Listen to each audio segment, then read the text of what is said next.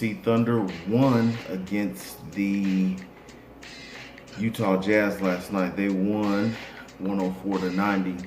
Now, a few things I would like to talk about. Last night's win obviously was a great win. A lot of split action offense.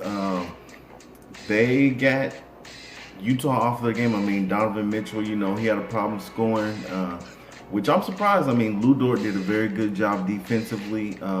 Steven Adams did a great job. Schroeder was exceptionally well, coming through in the third quarter.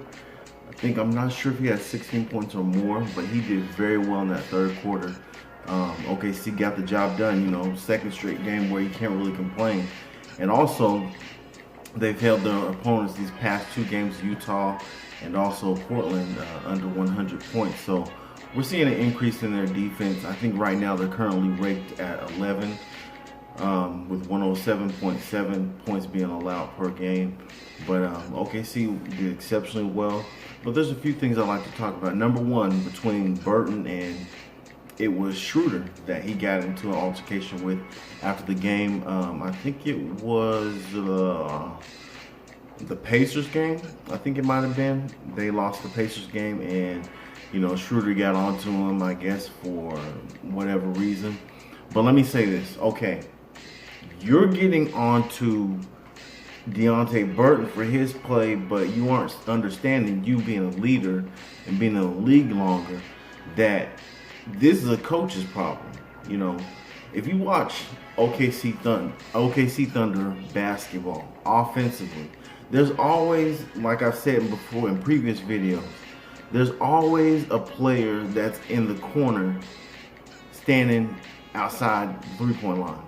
Why, I don't know. Players should constantly be moving. Moving around, it forces the ball to move, and not only that, but it also tires out your opponents. That's what you want. A team that is a great offensive shooting team, you want their legs not to be underneath them. You want them to be tired, okay? And for some reason, Billy Donovan isn't moving Burton around. They're actually not giving him the green light to play offensively. And so that's why I don't understand why Dennis Schroeder is frustrated with Deonte Burton.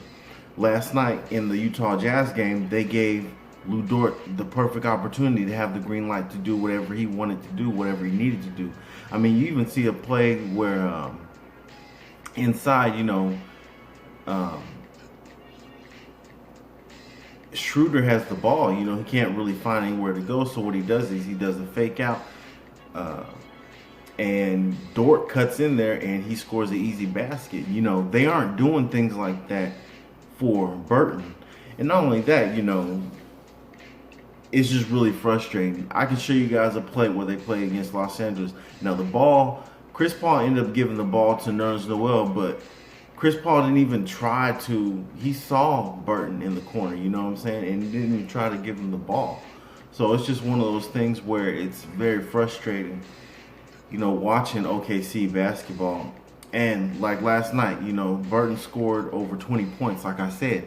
He's automatically 25 plus guy. He just is. He can score you 30 easily on a night. But unfortunately, OKC is not taking advantage of that. So that's not Burton's fault, Dennis Schroeder. Even though you're playing well, don't blame him. Guide him. Tell him where you need him to be on the court. Tell him what you need to do on the court in order to win. That's what teams are about. That's not a Burton problem. That's a coaching problem.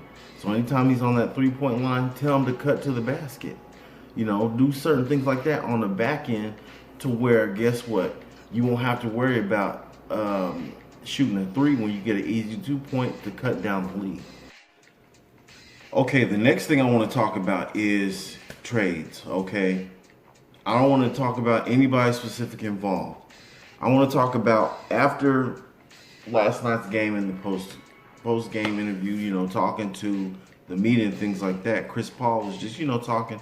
All of a sudden, here comes that guy, Eric Horn, talking about trades and stuff like that. Chris Paul's like, well, I hadn't heard anything about that. And that's what irritates me. You know what I'm saying?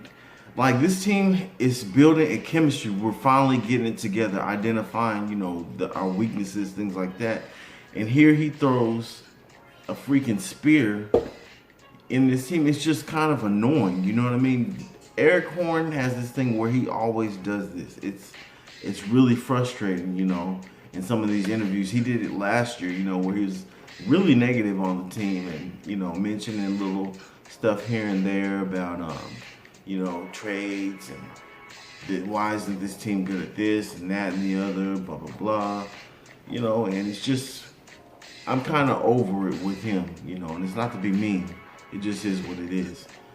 But in particular, I mean, you might hear names like Roberson, now Deontay Burton, you know what I mean?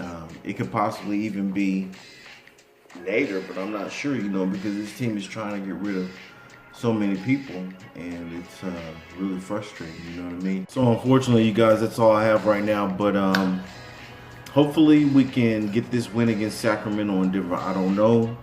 Two tough opponents. We'll see what happens. So, Thunder up.